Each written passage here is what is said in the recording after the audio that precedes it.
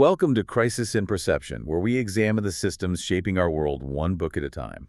Today, we are tackling a text that is often treated as a domestic tragedy, but is actually a masterclass in information control. It really is. And so we're asking a very specific question here.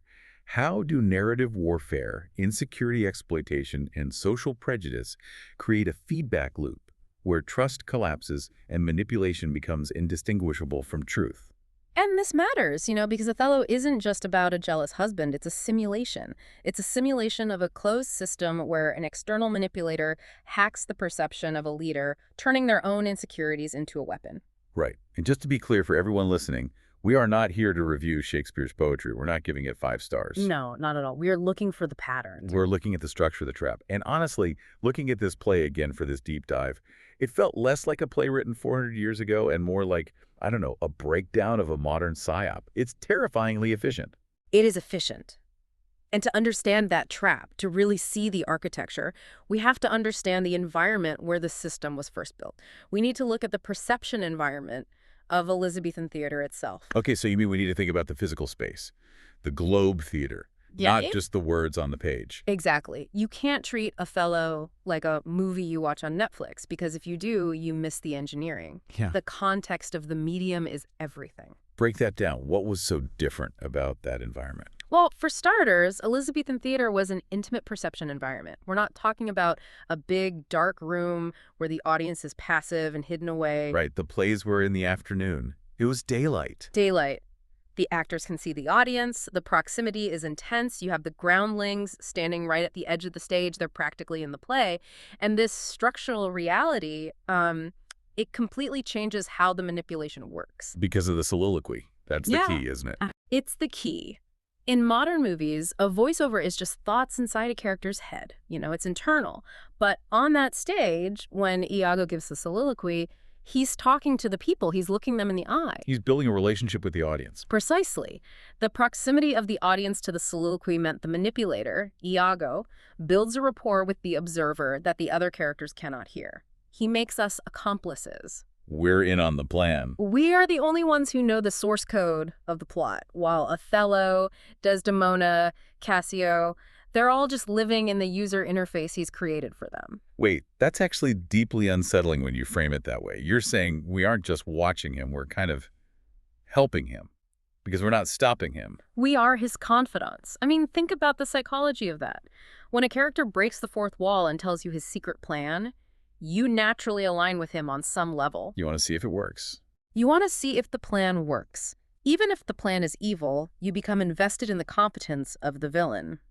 Iago charms the audience. He's witty, he's funny. He is, without a doubt, the smartest guy in the room. And Othello is, well, he's very formal, he's a bit stiff, especially at the beginning. He's a general, he's always on duty. So the system of the theater itself, the very way the story is told, it biases us toward the manipulator. We get to watch the system work from the admin level. Okay, so speaking of source code, we have to look at where Shakespeare even got this data. He didn't invent this whole plot from scratch, did he? No, not at all. It comes from a novella, a short story by an Italian writer named Giraldi Cinthio. And the changes Shakespeare made are, well, they're everything. So it's like a system update. What did he change? He made massive system updates. In the original Cinthio text, the ensign, the character who becomes Iago, he falls in love with Desdemona. It's a very clear, understandable motive. Okay, so a classic crime of passion. A classic crime of passion. He wants her, she rejects him, so he decides to destroy her and Othello. It's a standard, almost melodramatic love triangle. If I can't have her, no one can. We see that on the news every day. It's a simple individual motive. Jealousy, lust. But Shakespeare strips this motive away. He just takes it out. And what he leaves behind is something far more systemic and terrifying: malignancy without a clear cause. The famous motiveless malignity. That's the phrase Coleridge came up with, and it's perfect. It's malignancy for its own sake. But wait a minute, doesn't Iago give reasons? He says he suspects Othello slept with his wife Amelia. He talks about being passed over for the promotion. He does, but they're inconsistent. They feel like excuses he's inventing after the fact. One minute he thinks Othello slept with Amelia, the next he's jealous of Cassio's promotion, the next he just seems to hate Othello's happiness. It's like he's throwing spaghetti at the wall to see what justification sticks. He's rationalizing his own impulse. Exactly. By removing the simple lust motive from the source material, Shakespeare creates a villain who operates like a virus. A virus doesn't hate the host cell, it just has a biological imperative to replicate and destroy order. which makes him so much harder to detect. If you're looking for a rival in love, you won't spot the man who just hates the fact that you're happy. It's a systemic rejection of harmony. Iago even says it, talking about Cassio. He hath the daily beauty in his life that makes me ugly. It's not about a specific grievance, it's about a fundamental opposition to goodness and order. That is profound. It's nihilism weaponized. Okay. But before we get into the mechanics of how he breaks Othello, we have to talk about the text itself. You flagged something in the research about the quarto versus the folio. Yes. Now, usually when people talk about quartos and folios, my eyes glaze over a little bit. It can feel like very dry, academic stuff. Yeah. But you're saying this actually changes the story. It changes the system mechanics significantly. We have to look at the data integrity here. The quarto was the first published version in 1622. The first folio, the big collection of his plays, came out in 1623. And they're different. The folio adds about 160 lines that are not in the quarto. And these aren't just, fluff. They're not just extra words. They fundamentally alter the moral weight and the psychological complexity of the play. Okay, so let's unpack this. What are the key things we're missing if we only read the quarto version? The biggest, and I mean the most critical omission, is the Willow Song scene in Act 4 and the speech from Amelia that comes right after it. Willow Song. This is Desdemona, right? This is just before she dies. Yes, it's one of the last moments we see her alive. In the folio, as Desdemona is preparing for bed, the very bed she will die in, she sings this haunting, fragmented song. She says she learned it from her mother's maid, a woman named Barbary, who died of a broken heart. I remember the lines. They are incredibly mournful. The poor soul sat sighing by a sycamore tree. Sing all a green willow. It's just devastating. Why does this matter so much to the system of the play? Because without that scene, Desdemona is much more of a passive victim, a symbol. The song shows her subconscious processing the trauma she's enduring. She knows on some deep intuitive level that death is coming. It adds this layer of psychological realism. It does. She's regressing to a childhood memory, a sad story, to cope with the absolute terror of her husband's unexplainable rage. But even more critical, systemically, is what follows the song. Amelia's speech. Right. In the folio, Amelia gives this incredible monologue about the double standard between men and women. Desdemona asks if there are really women who would cheat on their husbands. And Amelia just unloads. She basically says, yeah, and it's usually the husband's fault. She says, but I do think it is their husband's fault if wives do fall. And then she goes on, let husbands know their wives have sense like them. They see and smell and have their palates both for sweet and sour, as husbands have. The ills we do, their ills instruct us so. She's saying that women learn bad behavior from men. Exactly. And in the quarto, that speech just isn't there. Whoa. So in the first version, she's just silent on the issue. She's much more of a functional tool for the plot. The folio editions are what flesh out the victims of the system. They show the incredible psychological cost of the control mechanisms Iago is employing. It turns Amelia from a simple bystander into a complex observer who actually articulates the systemic unfairness of her world. It upgrades the empathy software of the play. That's a great way to put It it. really makes a huge difference because if you don't have that speech, the play can feel deeply misogynistic. With it, the play is critiquing the misogyny. Precisely. It turns the text into a critique of the very patriarchal system Othello is trying to enforce with violence. It gives a voice to the silenced. Okay. Now, speaking of filters, we have to talk about the biggest filter in the entire system, identity. Specifically, what it meant to be the Moor in 1604. This is huge. And it's so easy to get wrong. We tend to view this through a very modern, often American lens of race, which is primarily biological and based on skin color. But that wasn't the main framework back then. We have to adjust our lens. We have to establish the definition of the Moor in 1604. It was certainly racialized. Othello is described as having sooty skin and thick lips by his enemies, but it was primarily a religious and geopolitical designation. So Moor often meant Muslim. It meant Muslim, or at least non-Christian, someone originating from North Africa or the Middle East. For the original audience, the opposite of the Moor wasn't just the white man, it was the Christian, the civilized Venetian. But Othello's a Christian in the play. He's very explicit about it. And that is the key systemic setup. Othello is a Christian convert fighting for a Christian state, Venice, against the Turk, the Ottoman Empire. He is a defender of the faith. He has crossed the line from outsider to defender. He's been accepted into the inner circle because he's useful. He's an asset. He's a strategic asset. But that line is fragile. The audience comes in with a certain expectation, a stereotype. They expect the Moor to be the barbarous, uncivilized outsider and the white Venetian to be the civilized insider. But the play inverts that. The system output here is inverted. Iago, the white Venetian insider, performs the Turkish work of deception, chaos, and destruction from within. While Othello begins as the defender of civilization, he's the one who is calm, noble, and controlled. He's hyper-civilized at the start. When Brabantio comes at him with swords in the street, Othello is the one who says, "Keep up your bright swords, for the dew will rust them." He refuses to engage in street brawls. Iago is the one whispering about poison and violence from the very first scene. I remember seeing a portrait in the research notes, the Barbary ambassador. Yes, Abd Elohed Ben Masoud. He was the ambassador from the Barbary states, and he visited Queen Elizabeth's court in 1600, just a few years before Othello was written. There's a famous portrait of him. He looks incredibly regal, intense, but sophisticated. He is. He is not a savage stereotype. And this was likely the visual template for Shakespeare's noble Moor. This makes Othello's fall so much more tragic. He isn't a brute pretending to be civilized. He is a civilized man who is systematically hacked and degraded into brutality. The tragedy is the regression. So the whole system is set up to flip the script. The civilized insider acts like a barbarian, and the barbarian outsider tries to uphold the law. Until the manipulation takes hold. And this is where we have to get into the core mechanics. We have to look at the trust network. Let's do it. Othello is the general. He is the most powerful military man in the play. He has absolute authority. But he's also called an extravagant and wheeling stranger. And that phrase is the key. That's the structural vulnerability. Othello is needed by Venice for the war, but he is not of Venice socially. His value is conditional. His credibility is positional. It comes from his rank, from his job title, not foundational, which would come from belonging, from being born into that society. He's a mercenary, That's essentially. A very high status, very successful mercenary. A mercenary who married the senator's daughter without permission. That is a massive violation of the social code. Brabantio, Desdemona's father, literally says the grief from this marriage is what kills him. This status anxiety creates the perfect opening for the exploit. Imposter syndrome. It's imposter syndrome as a security flaw.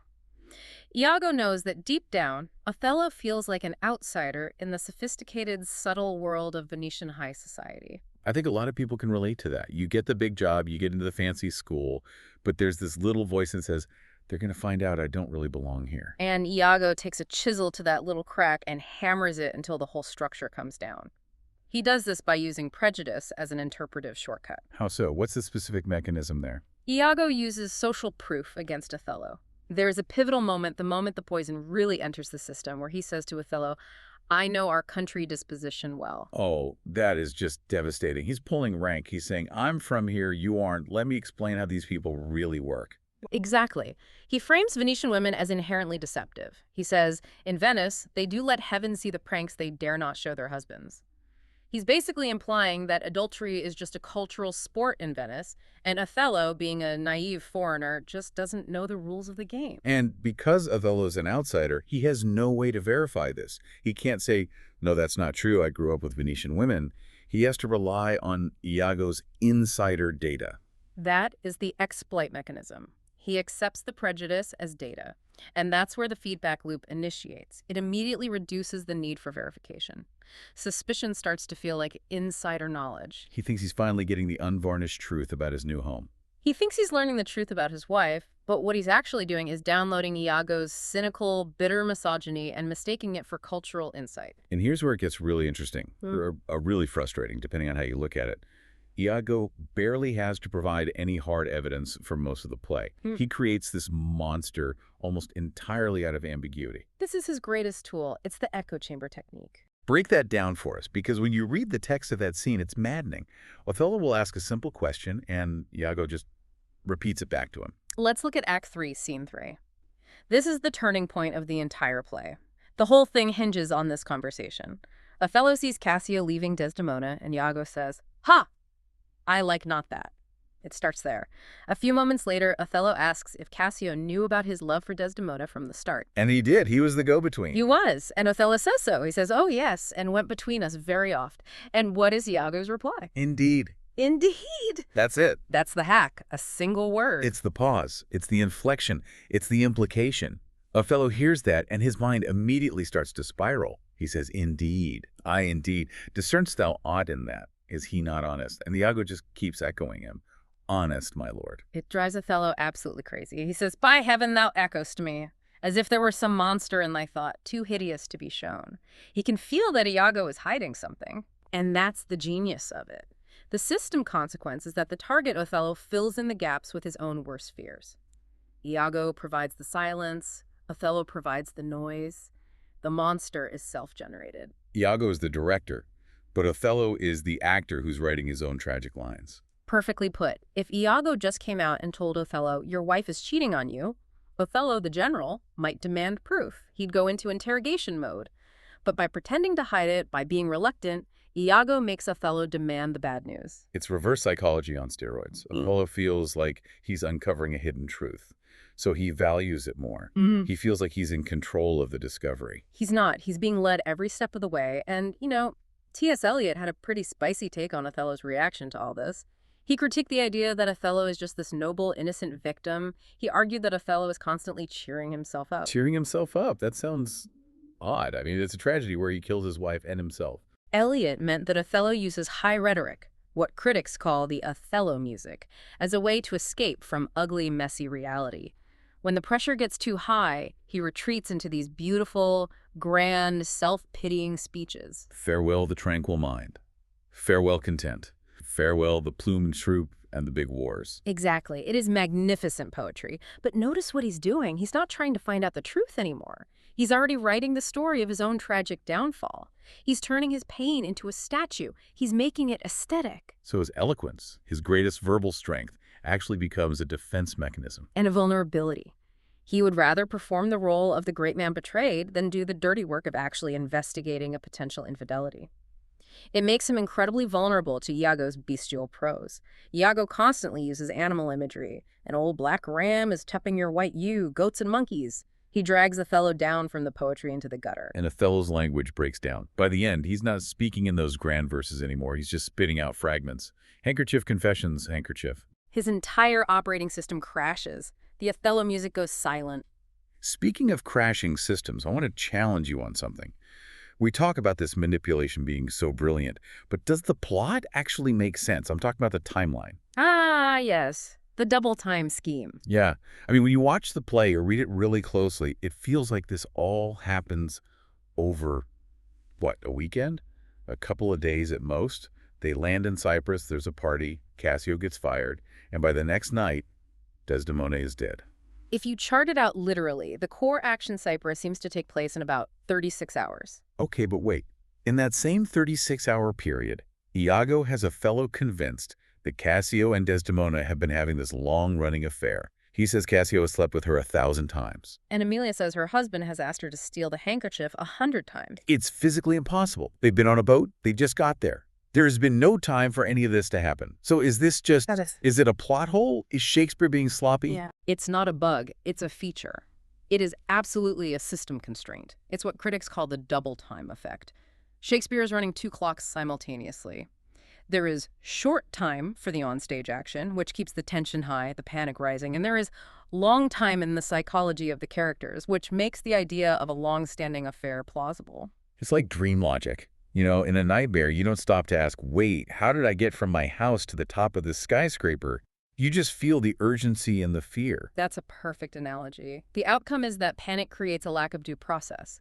Events move too fast for Othello to take a breath, interview witnesses properly, or just reflect.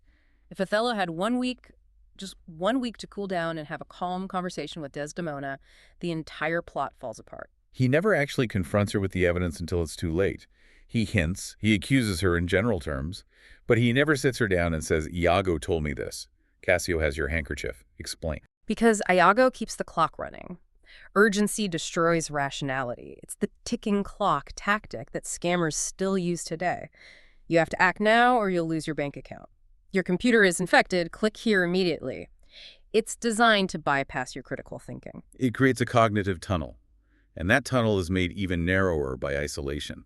The move from Venice to Cyprus seems really, really important here. It is the removal of stabilizing feedback loops. In Venice, there is a Senate, there's the Duke, there is law and order, there are other people to talk to, other perspectives. If Othello has a problem in Venice, he ultimately has to answer to the state. But in Cyprus, he is the state. He is the state, and it's a military outpost on the frontier of a war. Reality narrows to the barracks. Othello becomes entirely dependent on Iago for information because Iago is his ensign, his link to the troops, to the common man. It's a completely closed loop. And in that closed system, reputation becomes the only currency that really matters. Yeah. And man, does this play obsess over reputation. The reputation economy, it's central. Just look at Cassio. When he gets drunk and loses his rank, because Iago manipulated him into it. By the way, he doesn't say, oh, I lost my job, how will I pay my rent? No. He screams, reputation, reputation, reputation. Oh, I have lost my reputation. And then he says, I have lost the immortal part of myself, and what remains is bestial. The immortal part of myself. That is so heavy. He honestly believes his soul, his humanity, is attached to his rank and his public image. That's the system logic of a shame and honor culture, especially in a military and aristocratic context. Losing reputation is equated to losing your humanity. This sounds a lot like cancel culture logic, honestly, or at least the fear of it. If you lose your public standing, you are deleted. You aren't just unemployed, you're an unperson. It is exactly that mechanic. Shame is a form of social death. And Iago uses this fear perfectly. He manipulates Cassio's desperate desire to regain his status to place him in compromising positions. He tells Cassio, go talk to Desdemona, she's kind, she'll get your job back for you. Which, of course, looks incredibly suspicious to Othello, who's now watching them through this lens of jealousy. It's a brilliant pincer movement. He uses Cassio's need for a reputation to destroy Othello's reputation. And Othello is just as obsessed. When he thinks Desdemona has cheated on him, he says, I had been happy if the general camp, pioneers and all, had tasted her sweet body, so I had nothing known. Wow. So he's saying he'd rather she slept with the entire army and he remained ignorant than know about one affair and have his honor stained. It's all about the public shame, the fear of being the cuckold. It's about public perception, not just private love or betrayal. Okay, we've been swimming in the details. This feels like a good point to pull back and map this system out explicitly. We've got all the parts. Let's look at the whole machine on the whiteboard, so to speak. Let's do the systems mapping. We should start with the actors. Who are the key players in this system? First, obviously, you have the target, which is Othello. He is the outsider seeking integration. His core vulnerability is what we've been calling imposter syndrome. He needs to believe he belongs, but he secretly fears he doesn't. Okay, target. Then the manipulator, Iago. He is the insider with localized knowledge. He acts as the information gatekeeper. He controls the flow of data. He interprets the world for the target, and he does it with a biased algorithm. And then there's the pivot. That has to be Desdemona. Absolutely. She represents the truth that must be obscured and distorted. And it's so important to note, she is active, not passive. She defies her father to marry Othello. She follows him to a war zone. She actively advocates for Cassio. She has agency. But the system recodes that strength, doesn't it? That's the real tragedy of her character. The system recodes her independence as sexual looseness. Iago's core argument is a classic patriarchal trap. She deceived her father to marry you, therefore she is capable of deceiving you. Her very agency is used as evidence of her potential guilt. That is terrifying, because she can't win. If she's quiet and obedient, she can't help Cassio and prove her friendship. If she's bold and speaks up for him, she's proving she's a whore. It's a perfect trap. Then finally, you have the public institution, and this is a tale of two cities.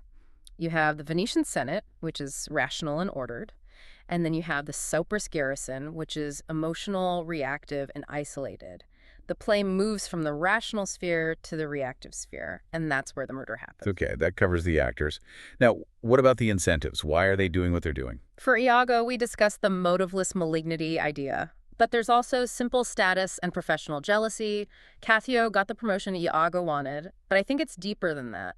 Iago seems to want to destroy the beauty, order, and love that he cannot possess himself. He wants to prove that everyone is as cynical and base as he is. And for Othello, what's his incentive in all this? To believe the lie. His incentive is certainty. This is the core of his tragedy. He prefers the certainty of Desdemona's guilt to the agony of doubt. He cannot stand living in that ambiguous space. He needs to know, even if that knowledge completely destroys him and everything he loves. That's a powerful insight into human nature. People will often choose a negative certainty over a positive uncertainty. We just hate the unknown. Exactly. And the tools Iago uses to achieve this are deceptively simple. Let's let them. First, insinuation, just planting the seed. I like not that. Simple, devastating. Then, surveillance by proxy. He uses Roderigo, the useful idiot with the money, to provoke Cassio into a fight. He uses his own wife, Emilia, to steal the handkerchief. He never gets his own hands dirty. And the handkerchief itself is just a piece of cloth that has some strawberries on it. It is the ultimate example of selective evidence. In his final speech, Othello calls it ocular proof, but it's not. It's circumstantial at best. As Iago himself says to the jealous mind, trifles light as air are to the jealous confirmations strong as proofs of holy writ. So the value of evidence isn't objective. It's determined by the emotional state of the observer. Precisely. So let's walk through the feedback loop of trust failure. Step by step, how does the system cascade? Okay, step one. Step 1. Insinuation targets insecurity. Iago doesn't attack Othello's strength as a general. He attacks his age, his race, his lack of Venetian manners. He destabilizes Othello's personal foundation. He makes him feel small and out of place. Step two, interpretation bias. Once that seed is planted, Othello starts looking for patterns of betrayal. The lens through which he sees the world is now cracked, so everything looks distorted. He stops seeing his wife, Desdemona. He starts seeing a projection of his deepest fear. Step three, evidence hunting. Now he's actively looking for proof, and every innocent action Desdemona takes, like pleading for Cassio to get his job back, is read as a sign of guilt. She thinks she's being a good, loyal friend. Othello sees a lover trying to save her secret boyfriend. Step four, conflict leads to confirmation. He stops asking questions and starts making accusations. He treats the hypothesis as fact. He's moved from, did she do it, to, how do I punish her for what she did? The investigation is over. And finally, step five, total collapse. The Christian defender becomes the Turk. The civilized man becomes the destroyer. He smothers the light, literally and metaphorically. The system has successfully inverted its target. And the thing that allows this whole machine to keep running, even when there are warning signs, is the idea of honesty. Persistence. You have to ask, why does the system persist?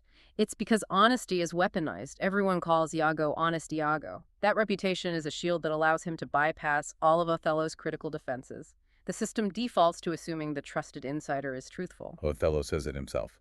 This fellow's of exceeding honesty and knows all qualities with the learned spirit of human dealings. He's hacking the trusted user protocol. He is. He's a security vulnerability hiding in plain sight. So let's pivot. What does this 400-year-old system map mean for us today? I mean, we aren't Venetian generals, but we live in a world of constant information warfare. The structural connections are, I think, disturbingly direct. Let's start with disinformation versus proof. It feels incredibly modern, right? The idea that you don't actually need to prove the lie. You just need to dismantle trust in the truth. Iago never provides ocular proof. What he does is destroy Othello's capacity to trust Desdemona, to trust his own judgment. Modern disinformation often works the same way. It doesn't always try to convince you of a specific lie. It just tries to convince you that nothing is true, that all official sources are lying, that only the insider, the Iago figure, has the real secret knowledge. The classic, they don't want you to know this line. Exactly, and that taps directly into identity-based suspicion. The play shows how identity-based suspicion it lowers the threshold for belief. If you already feel like an outsider, whether that's politically, socially, racially, you are so much quicker to believe that the in-group is mocking you or betraying you. It's the us versus them dynamic. If you believe they're out to get you, any ambiguous action by them is interpreted as an attack. Othello is primed to believe the sophisticated Venetians are laughing at him behind his back because, on some level, he fears they already are. And then reputation fear drives the overreaction. In the systems we live in now, where reputation is the only currency for many people think of social media influencers, politicians' defensive aggression becomes the default response to a perceived threat. If you think you're being publicly humiliated, you don't investigate, you strike back, often disproportionately. You try to destroy the person who disrespected you. It's the logic of the duel, just moved online. And finally, and maybe most importantly, isolation. Relationship isolation makes narrative capture so much easier. When you cut off alternative sources of information, the manipulator becomes God. Iago systematically isolates Othello from Desdemona emotionally. He isolates him from Cassio professionally. He ensures Othello ignores Emilia's perspective.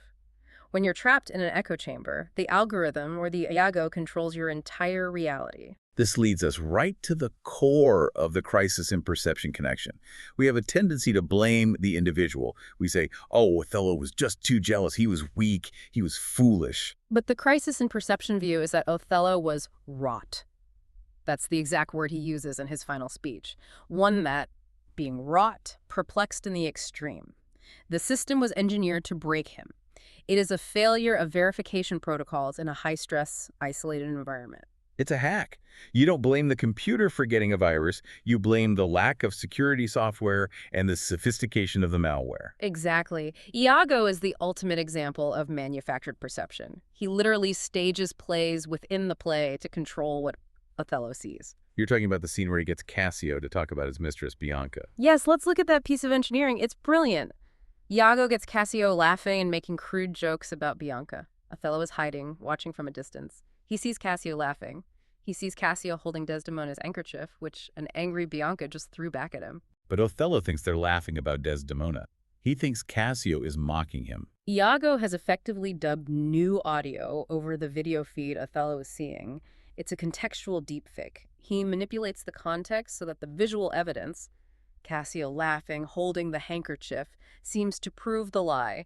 It's masterful and it's evil. And the audience watching the play, we often misread this kind of systemic manipulation as just personal drama. We think we're watching a sad personal domestic tragedy, a story about a jealous husband, but what we're actually witnessing is a systemic hack. We are watching a live demonstration of how fragile rationality is when our core emotional buttons, jealousy, insecurity, fear of shame, are pushed by a skilled operator. It's terrifying because it works on almost anyone. If you can find the specific insecurity, you can run the exploit. That's the real lesson. Othello wasn't stupid. He was a genius of war, a brilliant strategist, but he was illiterate in the language of Venetian social duplicity, and Iago was a master of that language. So we've covered the context, the system, the map, the modern parallels. Let's try to bring this all together. What is the big final takeaway from this deep dive? I think Othello reveals that trust is not a static state. You don't just have trust. It is an active system that requires constant maintenance, verification, and good faith. And when you introduce a bad actor who understands the source code of a society, its prejudices, its fears, its values, they can dismantle the strongest bonds, like the profound love between Othello and Desdemona, in a matter of days. It collapses so fast, your image of a building imploding is perfect. It's just gone. And for the final reflection, I think it's this. The tragedy isn't just that Othello kills Desdemona, it's that in the end, he realizes he became the very thing he spent his life fighting against. He became the Turk. He became the Turk. In his final speech, he tells a story about how, in Aleppo, he once smote a malignant and a turbaned Turk who was beating a Venetian. And then he says, I took by the throat the circumcised dog, and smote him thus, and he stabs himself. He identifies himself as the enemy of the state he swore to protect. He allowed the external enemy to invade his internal perception. He performed the act of chaos and destruction himself. He realizes, in his final moment, that he is the barbarian he was sent to suppress. So, here's the thought I wanted to leave everyone with. If a mind as strong as Othello's, a general, a leader, a man of immense discipline and courage, can be so completely hacked by simple insinuation and social prejudice. What defenses do we actually have against a manipulator who knows our specific insecurities? That's the question. This project is free and publicly accessible. If you'd like to support the time, tools, and research behind crisis and perception, you can become a supporter on Patreon. For a shorter visual overview of this topic, see the mini explainer linked in the description. If you enjoy this kind of systems-level analysis, please like, subscribe, and comment what books or topics you'd like us to explore next.